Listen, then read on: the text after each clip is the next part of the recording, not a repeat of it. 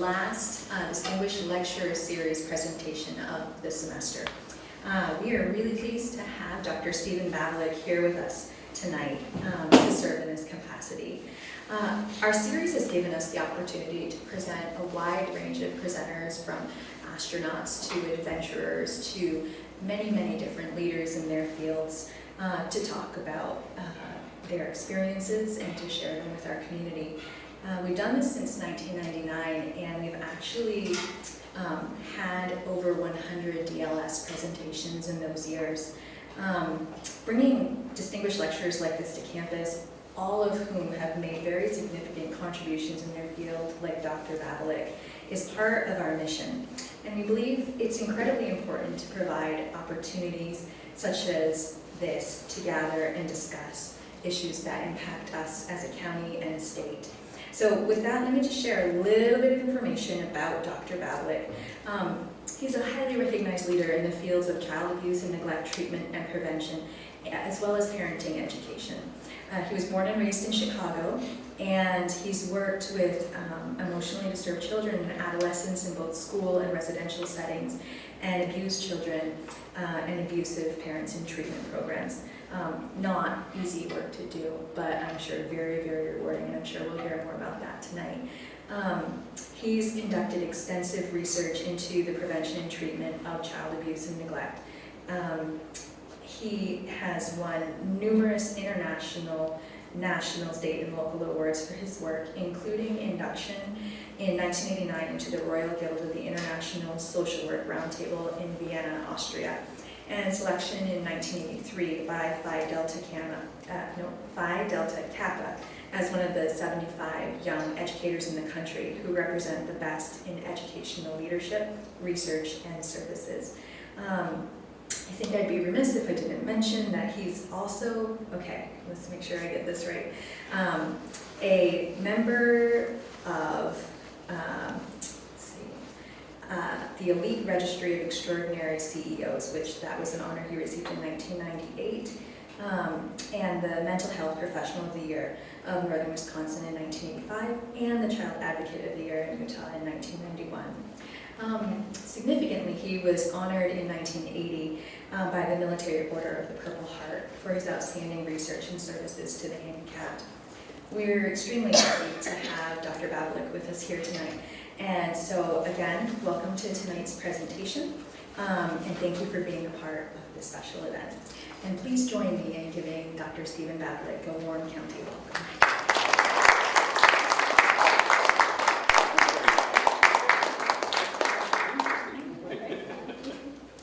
Hey, welcome. So I'm not going to stay up there. Is it okay if I meander around? Sure. Yeah, that's easier. Staying at the podium was never my cup of tea over here. So it's, and I don't have any thing that I'm going to share with you. I thought, well, let's just start it. And I'll share some information with you, and then we'll ask questions. So, you know, there are two agendas. As an educator, it's number one, it's my agenda, not you. And then the other one is your agenda, not mine. All right, so it's your agenda. And so when you have questions, it's okay to ask questions. A lot of people don't like asking questions. And they don't like talking out loud, and they're afraid that they're going to have the wrong answer. Education is at its worst when people are afraid to talk. And one of the things, I've been an educator for a long time, but one of the things that I just cannot grasp, there's no matter how hard I try, and who's hours and hours in therapy, and I still can't grasp this. And it is failing education. Who in the heck invented that idea? That is the craziest thing on this planet. Sorry, you fail learning. Well, and the system kicks you out. And so if you're not shoved out, pushed out, kicked out, or dropped out, then what are you going to do? You're going to stand on the street corner and help the elderly cross? No, there's no way. These are thugs. You're going to go out in the streets, and what are you going to do? You're going to rob, you're going to pillage, you're going to do something mean, you're going to do drugs. It's like, who in the heck invented this idea that if you don't meet some artificial standard, you got to get out? Where in the world? I tried looking this up. The closest I came is Ben Franklin, who started the first school in St. Augustine, Florida. But I don't know who's the first person who said, sorry, you fail education. The grossest oxymoron on the planet over here. So as a university prof and also as a little kid, or as working with little kids, one of my goals was absolutely no failures. All the years I've been an educator, 0 failures. You're not going to fail my class. You just won't. And if you're not doing well, I'll give you an incomplete. And people get all nervous, you know, oh, Dr. Bagley, I need to get straight A's. I need to get straight A's. And I'm thinking, I'm going to help you out here, girl. I'm going to give you a B. Just to break this neurotic compulsion that you have to get straight A's. There is nobody on this planet when you go to a job saying, did you get straight A's? Don't ask that question. It's like there's this compulsion that you have to be perfect. Well, guess what? You're going to get an A minus. Oh, no, please don't do that. I'm going to do that and set you free. Save you hours and hours and hours of therapy to your counselor. Oh my, education at its best. Education is all about having fun. So as a university prof, you know, people would say, hey, I need to get straight A's and all this. I would just hand out the final the first day of class.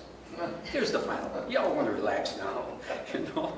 And so this is it. You can take the final as many times as you want. You want an A, you can take it 15 times, you know, whatever you want to do. It's about learning. It's not about grades. What is grade? What does that mean, grade?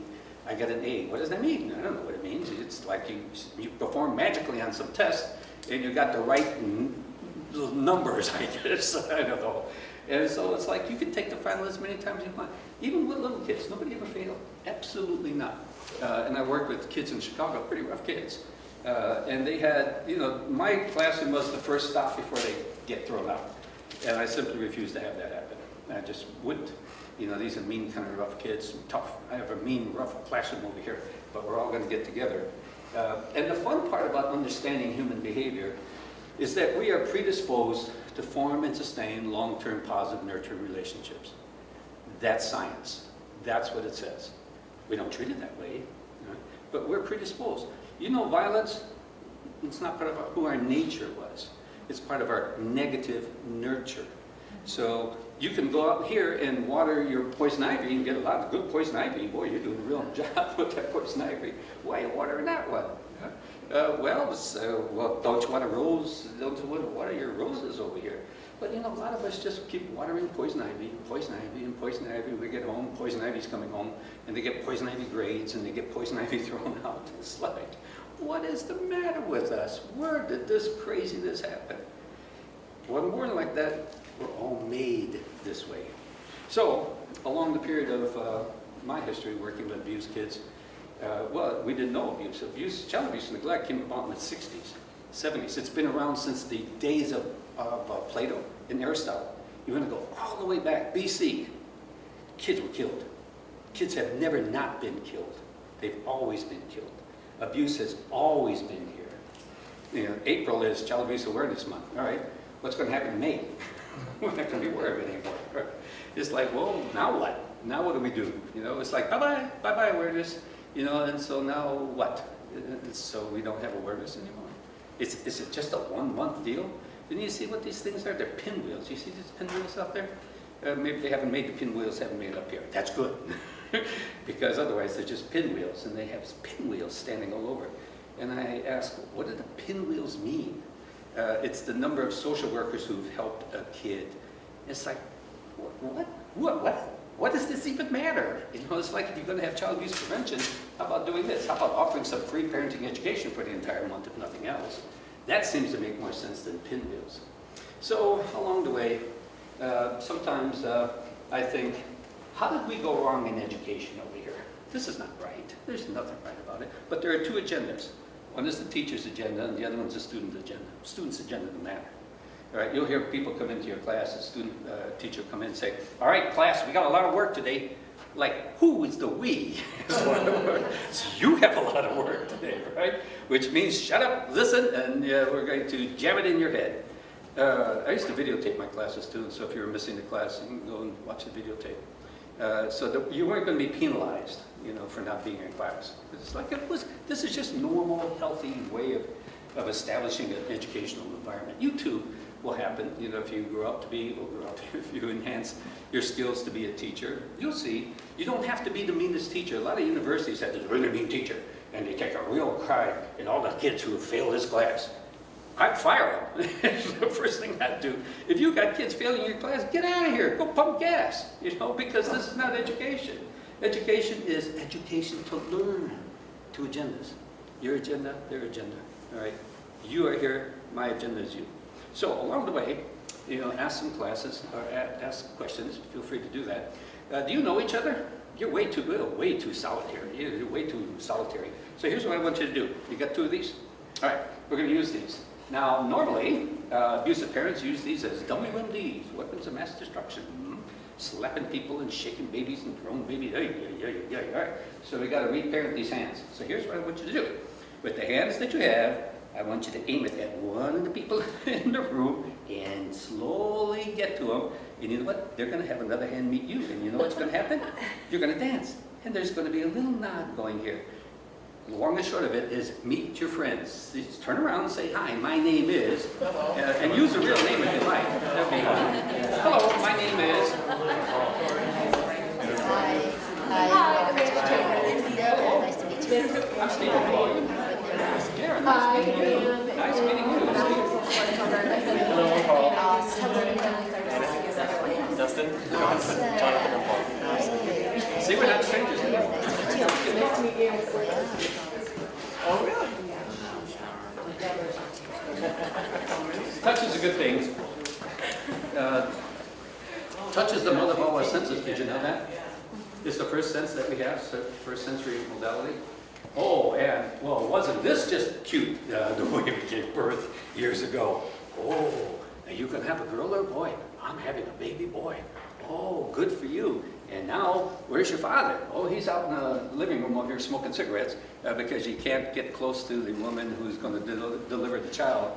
And the baby's coming out of the uterus, and it's all covered with vernix. And so what are we going to do? We're going to hit it. That's right. We're going to take this baby and smack it so it starts crying. Why? Well, we got to get the mucus out of it. Primitive behavior, to be sure, right? It's like, go to the pet store, look at mother kitties, and look at mother kittens. And what do they do to their kitties? They lick them. Right. We hit ours, and we're supposed to be the most intelligent form of life on the planet. Who else is voting on that? We're voting ourselves #1. Ask the whales. Oh, man, stay on the land. Stay on the land. You're going to wipe us out. Yeah. Ask the wolves. Oh, no, don't come looking for us. We might be the most intelligent form of life. Could be. But maybe we're just too ignorant to find out that there's actually a smarter form of life up there. Maybe the whales. Maybe the dogs. Maybe the cats. Maybe other animals. Maybe they have a lot more intelligence, but we're so grandiose in our thought that we have to be #1. Oh, humility. Where did it go? So, when we start talking about child abuse, it's learned. Nobody's born abusive. We learn it. Who was your teacher? Who taught you how to hurt? Who taught you how to be a victim? You have 4 personality traits in your head. Oftentimes I think of all the voices in my head. Do you have a lot of voices in your head? Probably got some voices going on right now. Who the hell is this guy? Where's he from? Why is he talking like that? All right, so you got all these voices in your head. Sometimes those voices say, oh, you think you're so good, don't you? And other times the voices say, you're okay. Pay attention to all the voices in your head. They are characters that have been developed in the process of your growing up. You're going to find out who's in your house. You're renting the top part of your brain over here to some voices. And if you don't like them, kick them out. You know, that one voice says, well, you're never going to pass that test. Get them out. Get them out. It's like, why do you want people like that? All the voices in our head, and this is all learned behavior. We are the epitome of what we can do in a positive way and the epitome of what we do in a negative way. This is it. This is the species called human. There's a lot more friendly animals on this planet than us. We just have a grandiosity. We don't even know who we are, for the most part. So when we're born, we're hit. So what was that about? Way back in the 50s. All right? We smacked babies when they came out of the uterus. Wrong planet, get me back in here. So I'm going to another planet, try me another uterus. That's what I was doing. Get out of here and you smack these people. What in the world? Why? Come on, why? The question, why? Come on. Why were we hitting babies at that time? Because they had some mucus. So isn't this just a nice mucus extractor? So the next time you have mucus, we're going to smack your hiney, and you're going to cry, and you're going to get all the mucus out. Until Frederick Leboyer, across the ocean, blue, French pediatrician, said, "You Americans," I don't know if he talked like that, but I think so. "You Americans, what you doing? You hitting your babies. You know what you're doing? You're making an imprint on them. And the very first touch experience they have is hurting touch. Welcome to the American world. Welcome to the adult world." And this is going on universally. So Frederick was saying, got a better idea. Instead of smacking the mucus out of the kid to get him to cry, try this. And then turn the baby and put him on your tummy. And then rub the baby. Rub the baby so the mucus is going to come out. And then in the old days, we used to take the baby as soon as he came out of the uterus. What happens? We're going to take him to the car wash, the baby car wash. We're going to get him all cleaned up and all this kind of stuff because the mom is so tired. And so we're going to get them all cleaned up, and then we're going to slap a pink or blue bowl on their forehead and put them in the parking lot, which is all the bassinets. Which one's fine? I think that one is. Yeah, that one. Yeah, I think no, maybe that one's. Oh, yeah.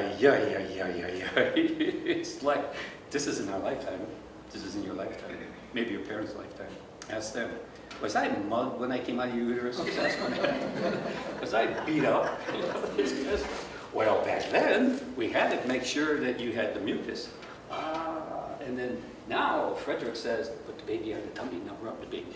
And you know what happened? Mucus will come out just fine. You don't have to start breathing. With all that, so there's a lot of life hurting. Our very first touch experience was hurt. And we wonder why we hurt each other. Well, look at your cognitive structure says that, hey, the first time you were touched, you were hurt. There's three kinds of hurting. There's three kinds of touch. This, hurting touch, right? Very dominant. This, gentle touch. And this, sexual touch. We've learned that sexual touch is rampant. There's no more place that you can hide. There's nobody who will hurt. There's nobody who will help you. You can't go to the church. That's verboten. You can't go to schools. That's verboten. Where are you going to go? Where is it safe? Ask your children. Where is a safe place for them? There isn't any. None. It's open season on kids. And we realize, all right, so what happened in this process? Why is all this going on? You know, the science of child maltreatment is just ingrained with so many normal things that we've done. We've normalized maltreatment. It's part of our society. We've normalized it. Do you believe in child abuse prevention? Yeah, right. How many of you, all right, let's do a little survey here.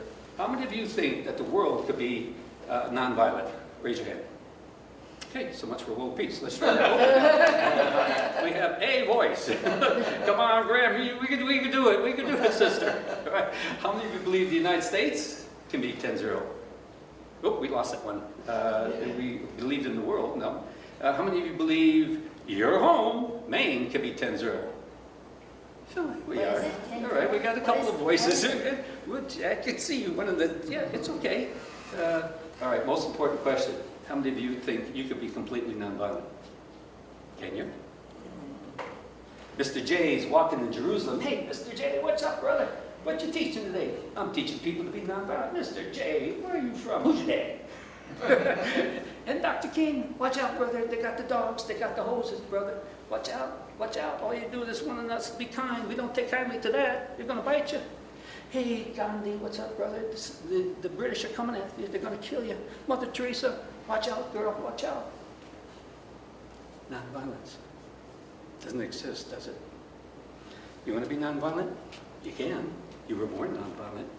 You know what we were made to be? Violent. Now we got to reparent. So the Nurturing Parenting Program is a program that teaches zero violence. Zero. None. Nada. No hitting, yelling, screaming, no good slaps, no good punches, no I'm tearing you down for your own good. None of that stuff. It's all garbage. It's all just made up. All right.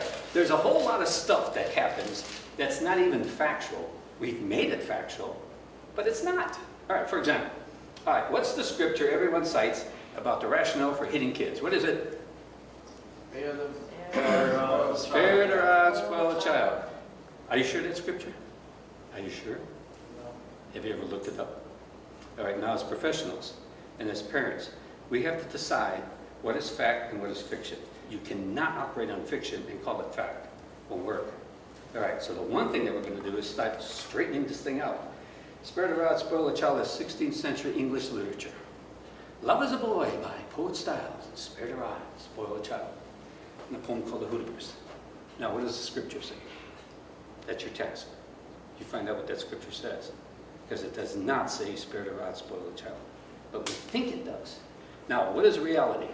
Talk to me about reality. What is reality? It's perception. That's all it is. And each one of you have your own perception, which means each one of your realities is accurate. You know why?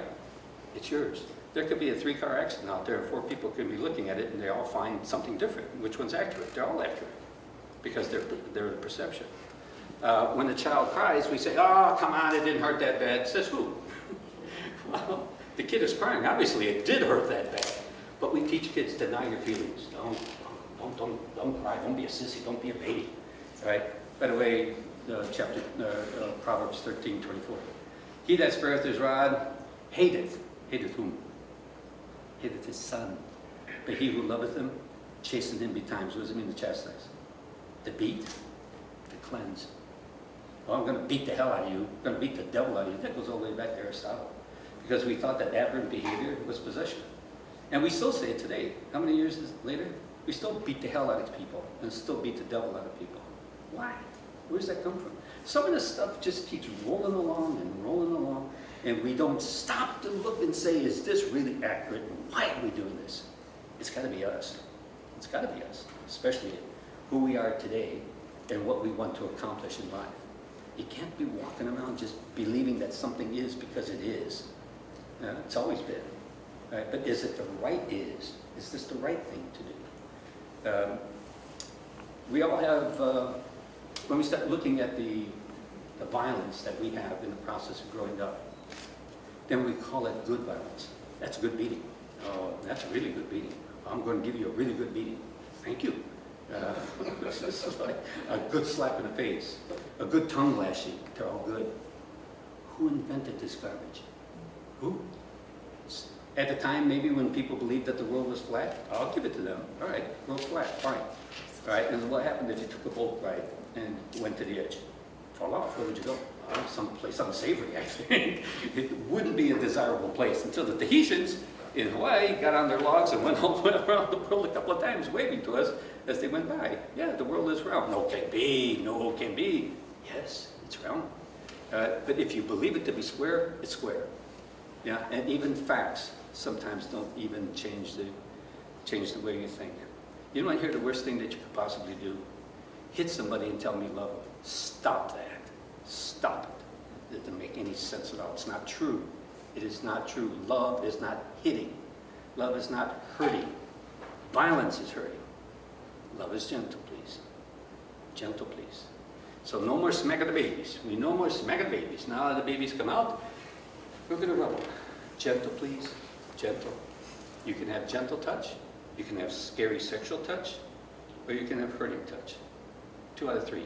Let them go. Now let's just practice gentle touch. You want your son to grow up to be a gentle man? All right. How about your daughter? You want her to be a gentle lady?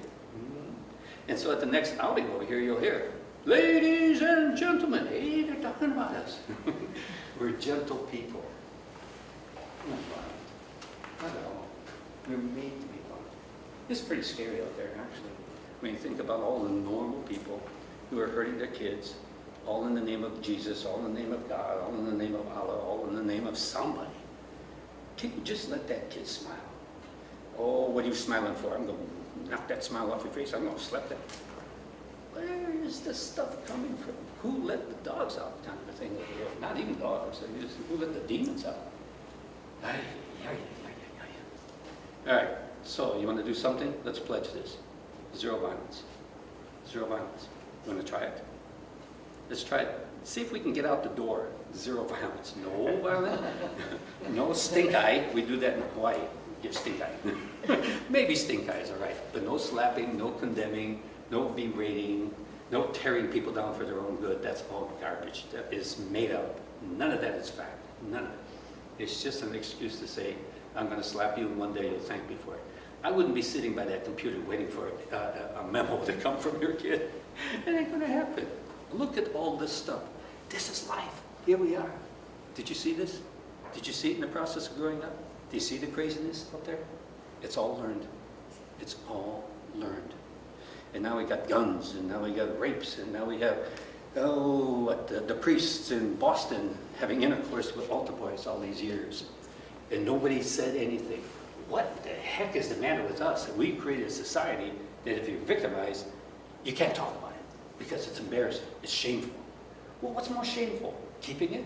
And then you have your priests manipulate your genitals for all these years, and you don't talk about it? Talk about it.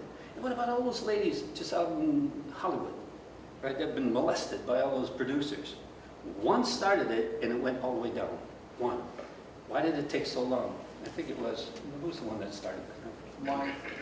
Weinstein, oh, the woman you mean? Yeah. Yeah. Yeah, the woman who said, I was molested, and then it was like a, all these little pins falling down. Same thing with Bill Cosby. Did you hear? He's going to jail. And they did find him guilty. Alleged, not now. Now he's got 60-some women who he's abused. Yeah. What the heck is the matter with us that those 60-some women didn't step up and say, I'm being abused by him. Why not?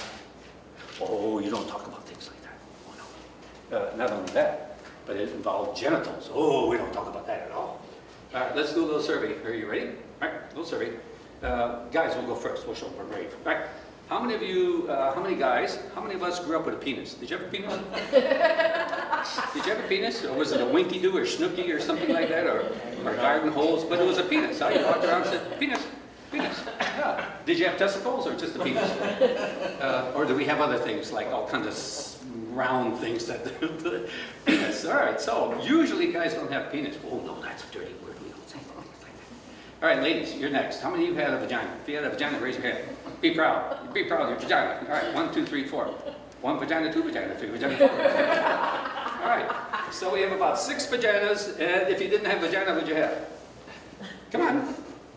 Did you have a winky? You have a pocketbook? What'd you have? Kitty cats. They're all kind of animals in women's pants, right? You don't have any, you got animals there. And guys, we have like an Ace Hardware store in our pants. It's like all these things. Oh, but we don't talk about that. That's sinful. That's dirty. Where did that come from? Where is that coming from? This stuff, it's ancient and it's useless, but it gets kids into trouble. How are you going to protect yourself from the molesters when you don't own the very thing the molester's coming? Huh? And you know a molester is going to take you down. He's going to take you down. He's going to kidnap your daughter, going to kidnap your son. It's going on all over the place, right? And we're selling kids all over the place. We're taking little kids, and what? They're being molested by people that they normally would trust. Find a place that's safe. Where? Maybe Dairy Queen. Maybe that's safer. Church isn't. School's not. Sports is not. We lost it. So what are we doing? What are we doing about it?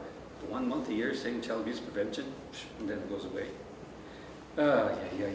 All right, so genitals. Here's the first law of nurturing. Keep your genitals and make sure you own them.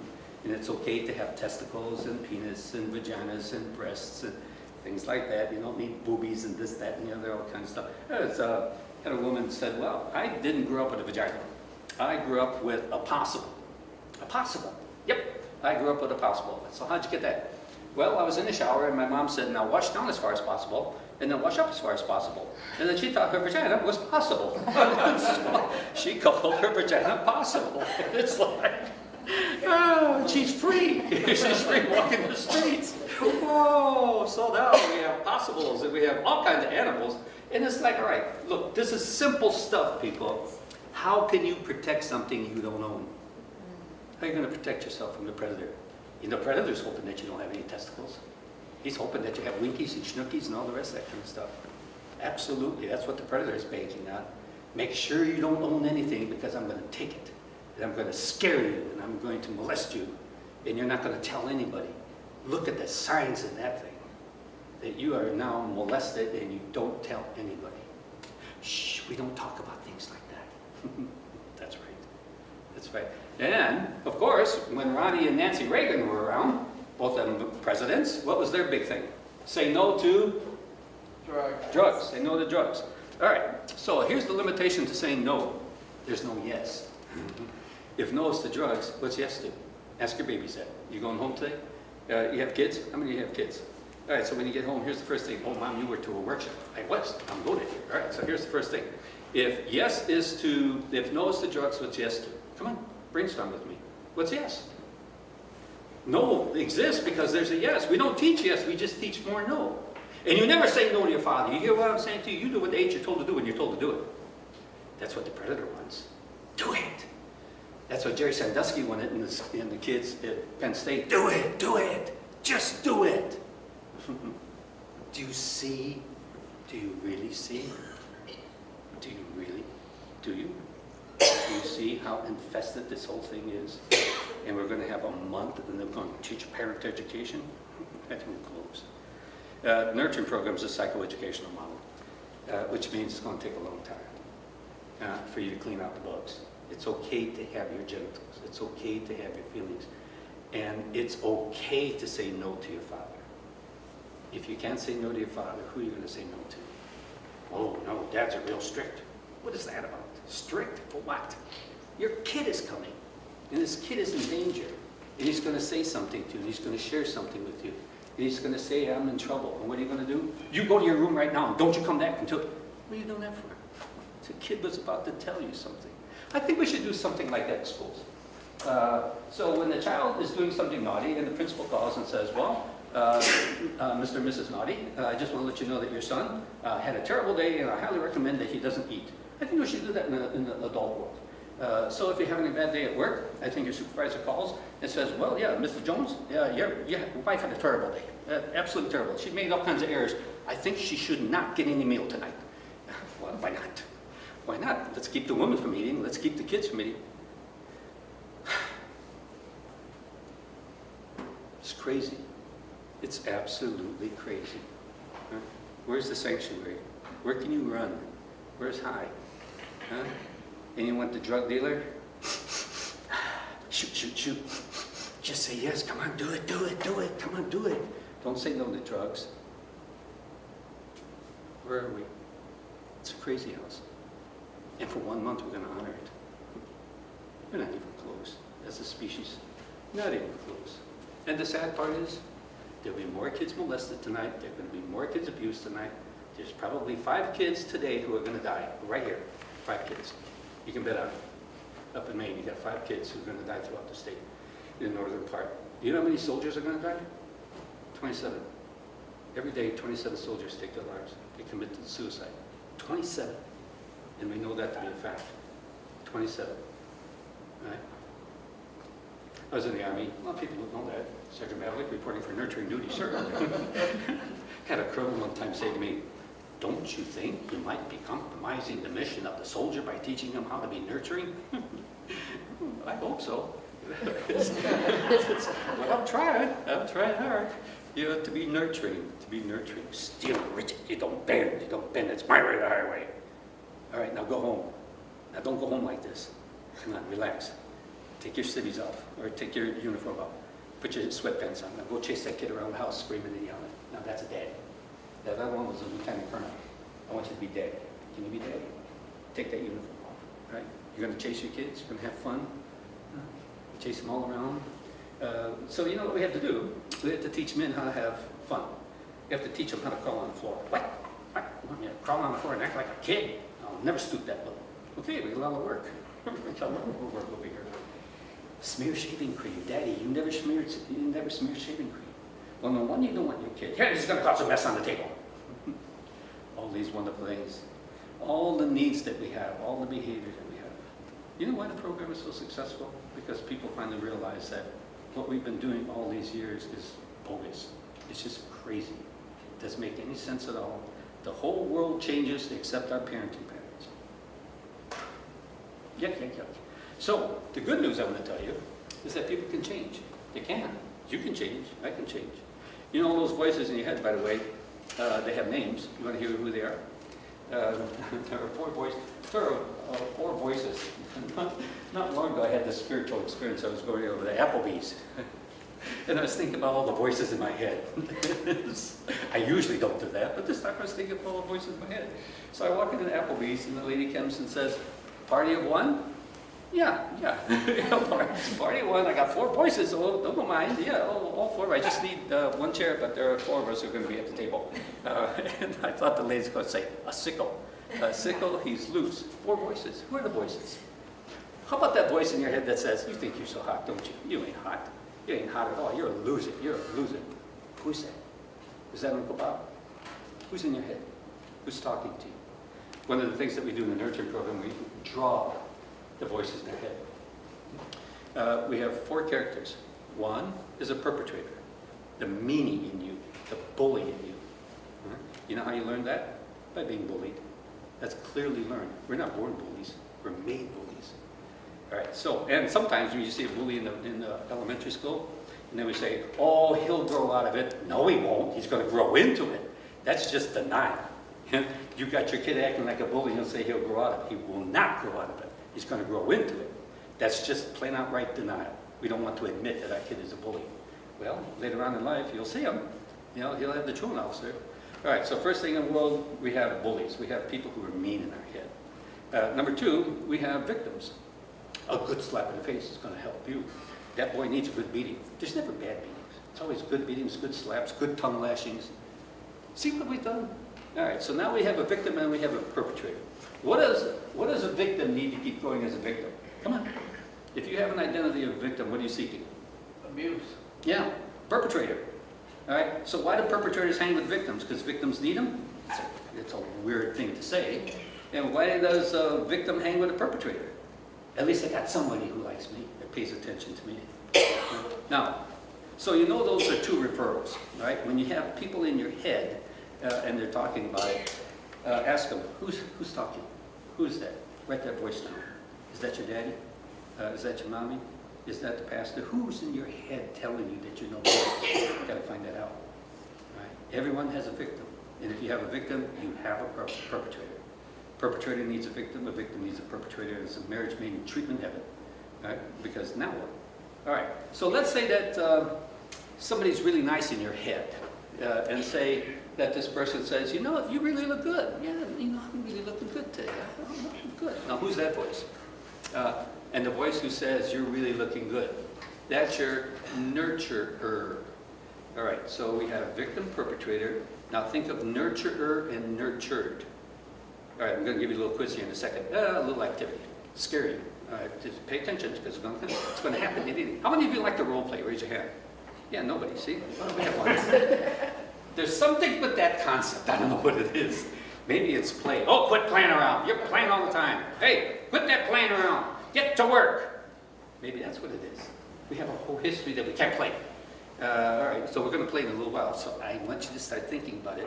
Oh, no, we're going to play. Yep, we're going to play. So we have a perpetrator, and we have a victim, and now we have a nurturer. Who's that person inside you that goes out of your way to help somebody? The nurturers always come out in disasters. Every time there's a disaster, here comes the nurturer, and they run to the rescue. And when the person is rescued, then we go back to being a perpetrator. Oh, the guy got me all wet. This kind of thing. A nurturer, the kindness in you. Who goes out of the way? You see it happen. We're born nurturers. Did you know that? We are born nurturers.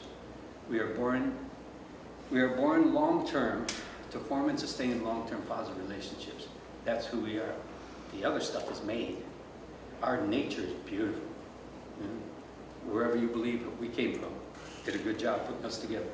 It's when we get out there, then we get all this other stuff. You're a nurtured part of you. All right, so we're going to practice. Are you ready? All right, find yourself a partner. Go ahead. Could be the one sitting next to you. If you don't like that person, just find somebody behind you. All right, come on. Find yourself a partner. Can't have this game without a partner. You want to be partners? Yeah. Get the partner right there. Sure. Yeah. You can be a threesome. Partnering? Partnering. All right, everybody got a partner? All right, now, here's what we're going to do. I want you to hold hands with your partner. Go ahead, introduce yourself first. Oh, hello. My name's Mel. Whatever it is. She is a partner. She is a partner. All right, now hold hands. Hold hands. All right. So now that you're holding hands, did you know this is the most powerful of all our sensory modalities? This is right here. Did you know that? We're born to touch, and we're born gentle. We're made violent. We're not born violent. So all that slapping and beating when kids come out of the uterus, we let that go now. Now, the world's a little bit nicer. All right, negotiate with your partner. Do you want to be person A or person B? Go ahead, A or B. All right, A or B? All right, person B, you're going to go first, just in case you didn't want to. I'm trying to trick the facilitator here. All right, so now person B, here's what I want you to do. Oh, and then we got C. All right, A, B, C. All right. So now person B, what I want you to do is to say something nice to person A. Well, how fun is that? Now, person A, here is your requirement. Person B has come all this way just to say something nice to you. It'd be really rude to say, "Oh no, that ain't me." No, that's your victim. Yeah. So let him go. All right. So here's what I want you to do. We're going to practice the appropriate way when someone says something nice to you. Right. So we're going to practice this first. All right. The first thing when someone says nice to you, what I want you to do is nod your head up and down. Come on, everybody, practice. Nod your head up and down. Yeah. This is nonverbal communication. Now, why are we doing this when someone says something nice to you? It's validating it, and it's lodging into your unconscious mind. Because now you're going to see this person, every time you see this person, you're going to have a smile. All right.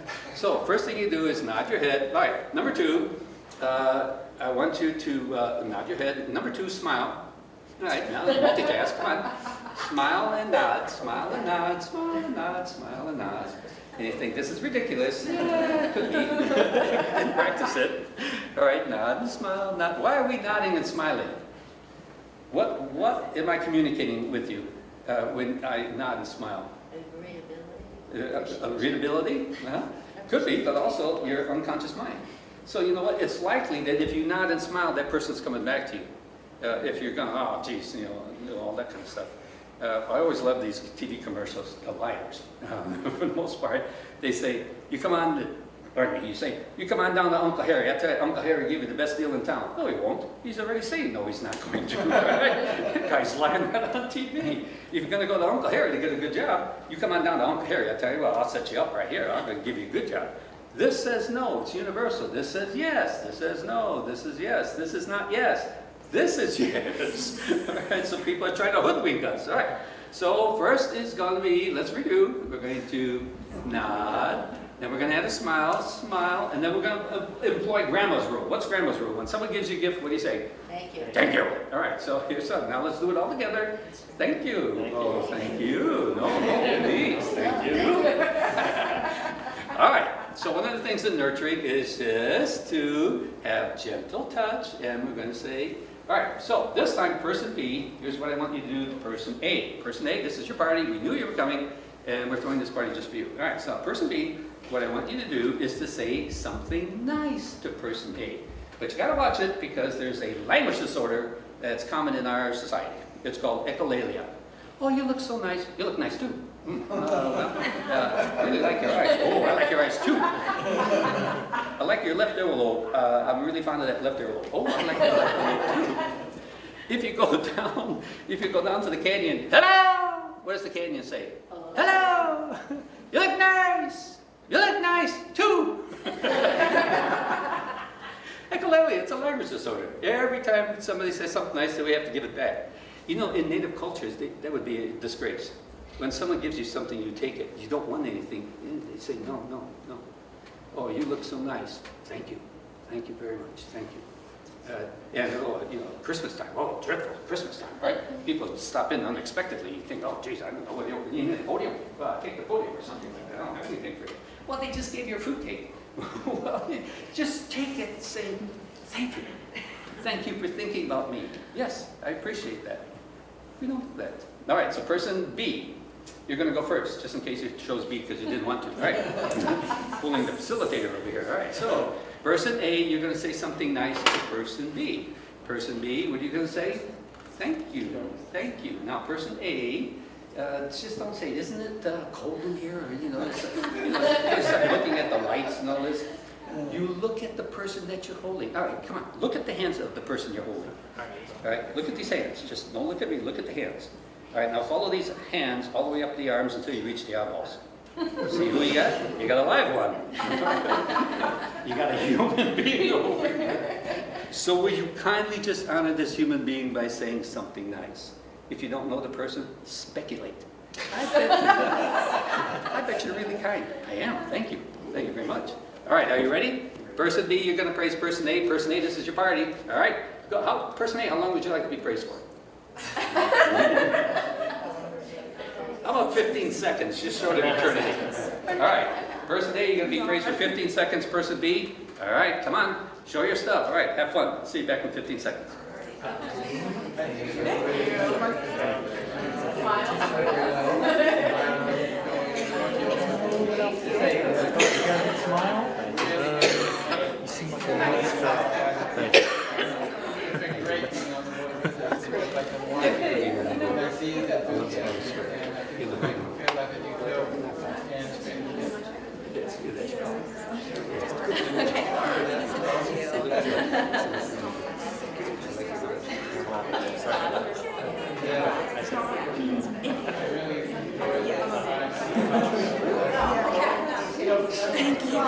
Okay, 15 seconds left.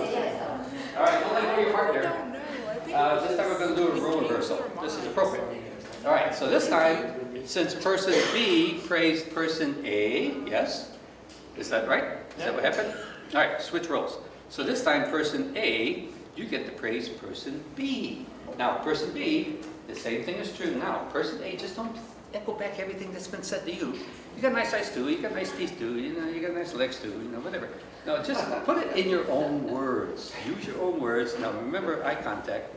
All right, and don't forget to smile, because eye contact and smile is being introduced to your partner's unconscious mind. And you know what's going to happen? She's going to have an auditory or a visual recording and an auditory recording, and the next time she sees you, watch, she's going to start smiling as you approach. Huh? Because the unconscious mind says, she's a keeper, she's a good one, she's gentle, right? As opposed to the frumpy guy, who comes in and says, oh, geez, we don't even look at those people. All right, so are you ready? Don't say the same thing that's been said to you. Put it in your own words. All right, are you ready? All right, how about, how long? 15 seconds? All right, just short of eternity. All right, go ahead, try it. 15 seconds, say something nice. Are you a father? How old is it? Are they two boys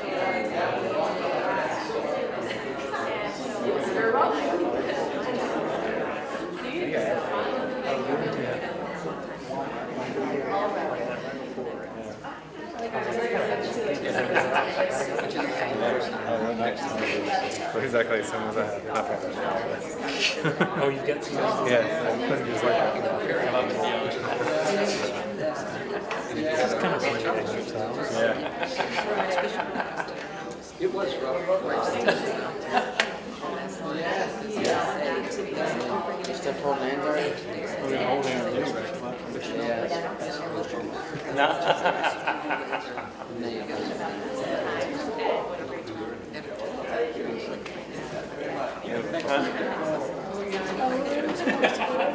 All right, you can let go of your partner now. Yay for you guys. Hooray, hooray, hooray. Oh, dreadful, dreadful. Oh, hands are all wet. Oh, I don't want to do that again. Well, you see, that's touch. Touch is the mother of all our senses. You just had the most touching experience that you have. Because touch is an important thing. So no more hurting touch, gentle touch. Gentle touch, no more hurting touch. And no more hurting words, but we're going to start first with touch. And touch, again, is the mother of our senses. When people are passing and their heart has stopped, the brain has another 8 seconds before it shuts down. So now touch that person, talk to them, touch that person. Thank you for being my father. Thank you for all the things. Thank you so much. Touch it. I'm going to miss you. Safe journey. Whatever it is that you want to say. And that's a nice thing, as opposed to, we start pounding on their chest, we start defibrillating them. We smack them at birth and we defibrillate them at death. It's like, what a birthplace this is. It's like, get me out of here. This is the most violent place. Watch the other animals. What do? Bye. They go off in solitude. They pass. No one's beating on them. No one's defibrillating them. No one's doing anything. All right, touch. All right, so, all right, here's a little assignment for you. You had an opportunity to touch, or you had an opportunity to give people praise or to receive it. Got it? All right, which one was easier, to give the praise or receive it? Give it. Give it. All right, let's see hands of giving. All right, is it fair to say if giving was easier, that receiving was more difficult? Fair? All right, why? Did you know we're hardwired to ask the question why? Did you know that? Yeah, although when kids ask why, just quit asking why. That's what the drug dealer wants. That's what the pedophile wants. That's right, don't ask why. Just do it. Just do it. Come on, do it. Do as you're told to do. That's right. Don't ask why.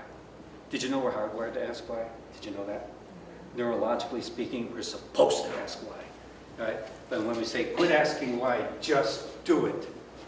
That's the drug dealer. That's the pedophile. They're right out there looking for that.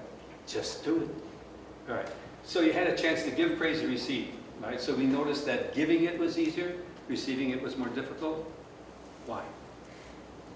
Why? Praise was coming your way, but you felt kind of creepy about it, huh? It was a little more difficult to take. Why? What's going on? It's been modeled. That Huh? it's negative. Yeah. Yeah. We've received more criticism, Uh-huh. albeit in, we call it constructive criticism. That's an oxymoron. That doesn't even exist. I'm going to tear you down for your own good. Thank you. I appreciate it. Can I have another appointment tomorrow? Tear me down for my own good. That's grandiose. You're tearing me down for your own good. What's the matter with me that you're going to tear me down? Am I a threat? Is somebody a threat? What's going through your head? I hate this stuff. I just hate this stuff. What did you have in the process of growing up? Did you know that our unconscious mind opens from the moment we're born? The moment we come out of that uterus, our unconscious mind is taking movies of everything. Did you know those eyes, when they open up, it's a movie camera. They're taking everything. And you know these ears? They're taking sound recorders. They're recording all the sounds and we don't, he won't remember. Yes, you will. Absolutely, it's going back into his unconscious. There was a study done by Ohio State. And the question was, are you ever free from your unconscious past or your conscious past? That is, when you make a choice, is it ever free will or is it actually tied to something? So they wired up a bunch of Buckeyes, put them through a brain scan, and they asked them a question. And every time they monitored the progress of their brain, if you will, going all the way into the deepest recesses of their unconscious and coming out and answering the question. Every time. Every time. The questions and the answers you have are all tied in. They're never free from your past. All tied in. Which is why, as parents, it's a really important idea to make sure that the kids have a really good past, because it's going back there. Oh, he won't remember. Yeah, you wish. He will. He will. And all of a sudden you've got a little son and a big grown man comes in and the little son hides. Scary man, scary man. Oh, he's not scary. He's father so-and-so. He's just a scary man. What's he telling you? He's been molested. Or he saw molestation. Probably he's been molested. Oh, he's all right. Come on, sit on his lap. You're right. That kid screams. Pay attention. It didn't hurt that bad. Stop your crying. You stop your crying right this instant. Nobody can do that. No. You get to sleep right now. That's called narcolepsy. It's in the DSM-7. Which is, if you can go to sleep on command, you're going to get meds. Because it ain't right. Kids, crying. Shh, baby's crying. Let's go in the room and get it to stop. Well, let's just do that. So the baby's crying, and we pick up the crying baby, and what do we say? Shh, everything's okay. Liar, it's not. This kid is crying. If the kid was smiling, everything is okay. So we say, it's going to be okay. No, it's not. It's right now. Why do we have this difficulty? When people cry, what's the first thing we want to do? Get them to stop. Why? Why? Why do we have this propensity to say, you can't cry? What's the matter with that? Can you recall being a little boy, little girl? And when you were crying, what was the voice that you heard? Shh, shh, shh. How many of you are shushers? Come on, raise your hand. I can see it in your eyes. All right. All right. So you're shushing. What do you want to do that for? Why? Why is it important for the kid to stop crying? Why is it important for adults to stop crying? Have you seen your daddy cry? Have you ever seen your daddy cry? What's the matter with that? We need to see daddies cry so that we can figure out how the daddies cry. How about mommies cry? Do the mommies cry? Oh, honey, that's okay. Pay attention to all the stuff that we have going on over here. And it starts with shushing. How much time do we have before we go? 8 o'clock? Yeah. We're here till what, 11? Nurturing has no boundaries. All right. All right, it's 8. You want to do another 10 minutes before we go? Sure. 10, 15? All right, so let's finish up this business on shushing because it's really important. With touch, one of the most destructive things we do to children is expect them to stop crying. They can't. They are physiologically incapable of stopping crying. When we're born, we have 2 nervous systems, sympathetic and parasympathetic. Think of your sympathetic system as your gas pedal. Babies are born with gas pedals, you betcha, because they're up all times. You get that little toddler running all around the house, right? He's got his gas pedal going. You know, the parasympathetic system doesn't develop until later. You know what that is? The brakes. Baby has no brakes. And we're saying to the baby, stop crying. He can't stop crying. You stop your crying right now. You hear me? Shaking babies, right, are the major reason why kids are killed. Because they're not doing what they're supposed to do. All right, so when you get all stressed out, your baby's crying, and you want to walk in there and get the baby to stop crying, why? You're going right to that, and you know, you don't even know why you're doing this stuff. But I would bet dollars to donuts, as we used to say, that you were taught to stop crying when you were a little girl, and that's the important thing, or a little boy. And boys don't cry. Oh no, not real boys. Boy, no, we die early because we don't cry. It's okay to cry. But here's an idea. Instead of walking into the room with the obligation to get this baby to stop crying, because that's one of the grossest inappropriate expectations you can possibly put on a human being, especially at that age. Let it go, that it has no validity whatsoever. It's just a story that's been around for a long time. When you go into that baby crying, your goal is not to get them to stop. You don't have that power. We don't have that power. All we're there is a caregiver, not taker. We're going to give care. Now hold this baby and you want to do something fun, give it permission to cry. Take yourself off the hook. You don't have to get this baby to stop it. Now give it permission to cry. Mommy's here. It's okay to cry, sweetie.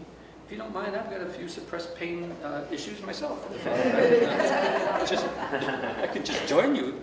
Just be fine over here. Just hold the baby and say, it's okay, honey. It's okay. All right, the shushing. Shushing. Harvey Karp, pediatrician, good guy, but he has this DVD called The Happiest Baby on the Block. And I think, why does it have to be the happiest? You know, is this a competition for who's the happiest baby on the block? You got a happy baby, be done with it. All right, that's it, doesn't have to be any kind of, my baby's happier than your sad baby. You know, with that baby who's crying, we pick it up and we say, shh, shh, shh. Now, pay attention to this stuff. This is bordering on abuse. And I like him a lot, but this is just off the charts. So he doesn't like babies crying. All right, so what do you suppose happened in his early childhood? Come on.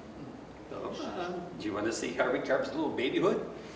There it is, right on DVD. Shh, shh, shh. Dr. Karp, will you shush too? An automatic response.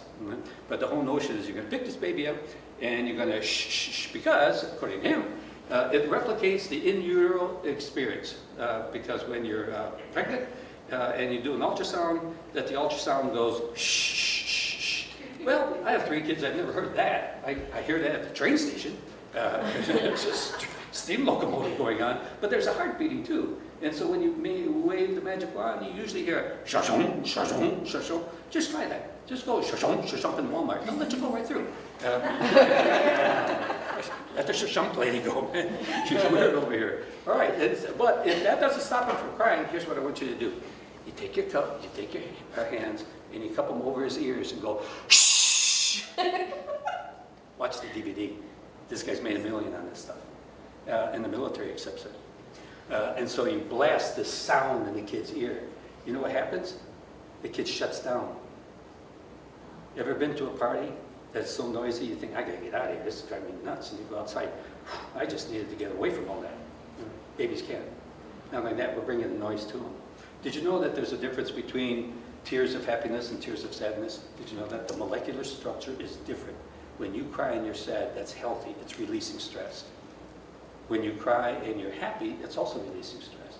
But the molecular structure is different. You can take 2 little eyedroppers and see that there is difference between eyes. And when we say, stop that crying right now, where do you suppose all that stuff's coming from? Your own past. You've seen it, you've heard it, now you're doing it. Now, pay attention, have your partner help you. Because if you're the basis of your stuff is really your own childhood, the partner could say, you know, you're doing it again, aren't you? Was your daddy yelling at you when you were little? Was your mommy yelling at you? You're doing it again. All right, now we're going to replace that behavior. Just to say no is not good enough. The same, you know, once again, Ronnie and Nancy Reagan say no to drugs. Well, what's the issue? What's the yes to? Ask your babies, how many of you have kiddos at home? Yeah? Yeah, all right, ask them. If no is to drugs, what's yes to? Watch them look at you like a little puppy, because they have no clue. No? All right, so we're going to do yes. No more shushing. I want you to walk in there, hold that baby and say, it's okay to cry, sweetie. It's okay. Mommy or daddy are here to comfort you, not to get you to stop crying. When you start looking at the nervous systems, the sympathetic system starts early, and then the parasympathetic system comes later. And then you'll know that the baby is capable of at least of controlling some of this stuff. But you know, there's a painful memory that we have, that we just got to get kids to shut up. Do something completely different. Give them permission to cry. Watch how easy it is when you walk in there and say, it's okay to cry, sweetie, and you know what? Baby's going to feel that. Oh, thanks, Daddy. That was hard trying to stop crying. I'm trying, Pop. I'm really trying, but I don't have my parasympathetic system in place. Dad, talk to me, Dad, talk to me, you know. But then all of a sudden, oh, look at that. Now, you know what? Instead of this shushing stuff, let that stuff go. Shave your knees. All right, here's what I want you to do. What happened to the old songs that we used to sing? Lullabies. Anybody remember that lullaby? All right, what was yours? You knew I was going to ask you that. All right, so now you got to sing it. Come on, what was your lullaby? Well, it Come on. wasn't a lot of words. Well, just, yeah, all right. La, La, la, la, la, la, la, la. You know what's really cool about that? When you're holding the baby, put your baby underneath your chin. Now, put some skin over here. Get this stuff up. Now, put that baby's head on your skin. Now, the vibrations are really cool. Right?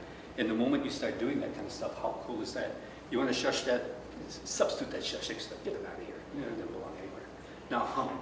But just make sure that the song that you sing, well, the baby's going to remember it for a long time. They're trying to take me to rehab. I say no. Probably not. The rehab song. Sorry, Daddy. Oh, come on, if you're spiritual, sing your spiritual song. This is it. You know, every time there's a disaster, it's usually the same music comes out all the time. You know, and we worship all this. Oh, let the baby cry. Do you cry too? It's okay to cry. It's all right. And the world becomes a better place. Well, this is way too much fun. 10 after 8, come visit me. I live in Denver, Colorado. Actually, you know what? I think one day we're going to have a 3-day training over here. You're invited to attend. I think this would be really cool. The Nurturing Parenting programs are evidence-based programs. Have been around for 35 years with my work with young kids, trying to find out all about abuse. Abuse is totally preventable. One last thought. I say child abuse prevention, but I don't think people believe it. And here's why. When I was in North Carolina, the State Department was sending out a letter, an RFP, which is a request for proposals, and if you get the RFP and you get good money, they'll send you the money in order to do your study. But I looked at this RFP and I thought, this is the most embarrassing thing North Carolina has ever done. And let me tell you why. Let me tell you what it was, and you tell me why it's embarrassing. All right, so here was their North Carolina mandate. The RFP, the reduction of infant mortality among minority populations. What's the matter with that? The reduction of infant mortality among minority populations. What's the matter? Should be for everybody. Hmm? Should be for everybody. I'm sorry, sir. Should it be for everybody? Yeah, that's right. Yeah, it's the reduction, not the prevention. So I called up and said, so how many dead babies are we allowed to have here in Nashville? If we had 5 dead babies and we only have 3, is that all right? Yeah, that's prevention. 1, 2, 3 is reduction. We're going to reduce the number of dead babies. And you know, I thought the most embarrassing, and you see the system right here. We're not interested in reducing it, we're interested in preventing it. We want it to reduce. Last thought, Oregon, down the road over here on the other side. They have their 2020 goal is to reduce child abuse by 90% in Oregon. So I called up and said, well, which 10% are going to be abused? You might as well let them know now. Get out of that state, go to Montana. Better chance over here. Do you see this? Do you really see it? Do you see it in all its little magnified senses? We've normalized all this. So are we worried about people with guns? To be given. It's not. Lots of things. So, your thoughts, comments, and then we go home. Come on. What'd you learn? Tell me something that you learned that you didn't know before you walked in. Learned about not saying shh, but babies cry. Yeah, let the Yeah, that's shushing go. good. Yeah. I had this girl I was working with, and she came into my room, and she was crying. No, not crying. Not crying. Oh, Cindy, you're crying. It's okay. No. See what we've done?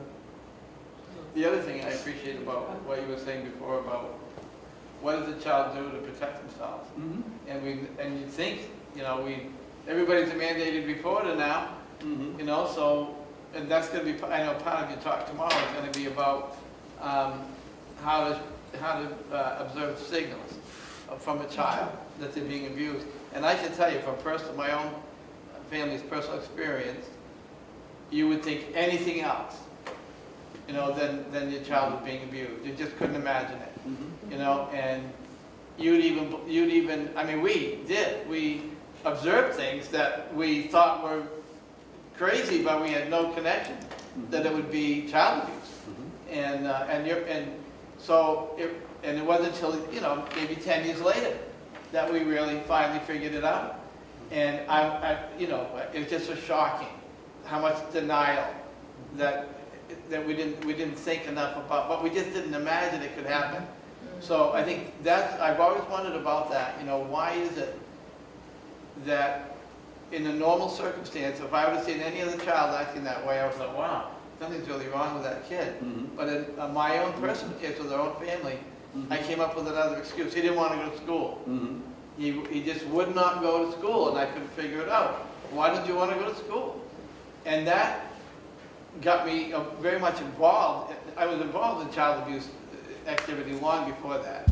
But as this experience happened, it was really, and looking back at my son now, he's 35 years old, Mm-hmm. but looking back on it now, I just think, my God, how could you Mm-hmm. blinded yourself to what was going on by all this obvious weird behavior? Mm-hmm. But like I said, it's all about denial. This can't happen to my son, and that's, I think, so important now for parents to understand and to give children a safe place to talk to someone anyway. And that's a real problem everywhere, and it's a real problem up here because there's a lot of child abuse everywhere. There's a lot of child abuse everywhere. It's amazing, but I think one of the real things, like you said, who can you trust? You used to trust the church. You can't really trust. You have individuals you think you could trust, but all that trust has been blown away. And more and more. And the other thing he's going to be talking about tomorrow is, with all the violence that media is showing about kids getting shot and the girl dying and the 2 girls in Maine, like young children that died of child abuse. And our children are seeing this and reading it and seeing it on TV and seeing it on their mobile phones. And I think, and kids are afraid. It's just the way it is. So we're anxious to learn more about that Tomorrow we're going to learn how to be neurotic and maladaptive. Because what's going to happen tomorrow is going to teach you not to have feelings. Because that's the law. Don't have any feelings. At least don't have any bad feelings. And when you have these good and bad feelings, the whole thing is going to be, all right, so I got a bad feeling. Don't you get angry. You never get angry at your father. You do what your father tells you to do when he tells you to do it. Father figures are out there. If you can't say no to your father, what man can you say no to? If you can't say no to your mother, what woman can you say no to? My mom never allowed me to say no to her. No, that's too bad. That's too bad. All right? Practice saying no. No is a good thing. And the people who you say no to are going to be receiving. All right, so I can understand you don't want to do that. Well, how are we going to do this, buddy? As opposed to obedience. You do what the age you're told to do. Cooperation, forget obedience. Only for safety. Obedience isn't safe. No negotiating that. Otherwise, seek cooperation. Hey, buddy, I need your cooperation. Hey, thanks for cooperating, son. Have a good night. See you in the morning. You're going to learn all kinds of fun things tomorrow. Good. All right, come on, 8:15, let's go home, huh? That was nice. Hey, good job, guys. Last thought, if you're not going to be here tomorrow, I have websites on nurturingparenting.com. You'll see all different manuals and all this kind of stuff. Nurturingparenting.com. And go on nurturingprogramresearch.com. You'll see all the research studies, tons of them. I thought I would do that as opposed to handing out all kinds of papers. All right, have a fun night. Take care of yourself.